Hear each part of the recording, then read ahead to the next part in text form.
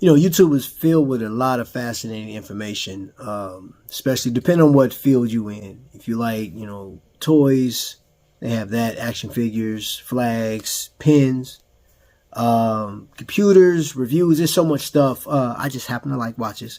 I just finished, like maybe a few hours ago, just finished a interview, which was pretty dope. And I was asked about particular watches, which got me to thinking about the watch that you saw in the thumbnail.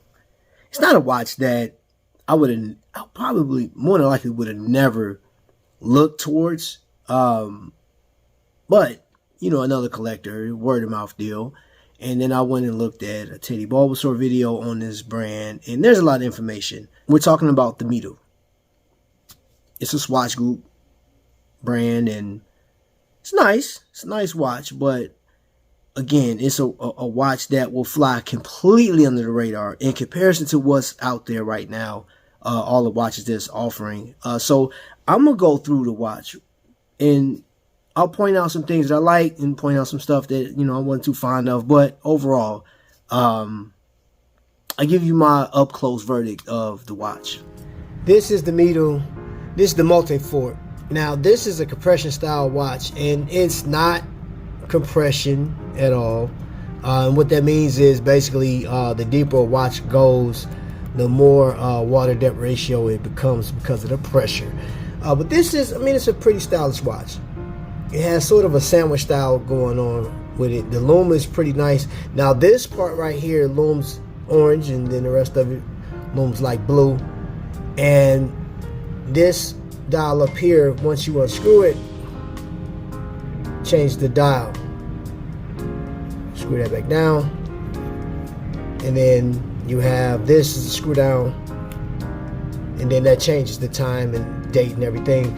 This is the Swatch Group's Powermatic 80. So you have a longer power reserve, and you do have like 200 meters of water depth ratio, and you see the decorated crown. It's a nice watch, man. This watch hits you around just under $500, right? In certain areas, if you can find this one. There is one, I'm gonna show you, like this one I found on Amazon, man. I like this one right here, man. Like, I think if I'd have saw this one first, I probably more than likely would have got that one. But this one, man, this has become like an everyday watch for me. I like it. As far as the way it looks, it just fits with my everyday.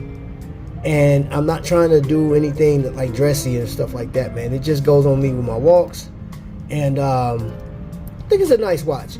The only thing that, I'm kind of spoiled on is, I'll show you.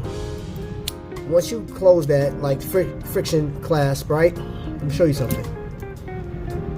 Watches like this, Aragon, where you have the friction and you press the buttons and it releases. I like that. I've gotten used to that. A huge percentage of the watches that I have come equipped with that, and this one did not have it. But then you have, once you get into that, it's still cool. Still cool. Don't get me wrong. I still like it. But also, right here, put your nail there. Boom. Have like a diver's extension. Now that is, I think it could have been a little better.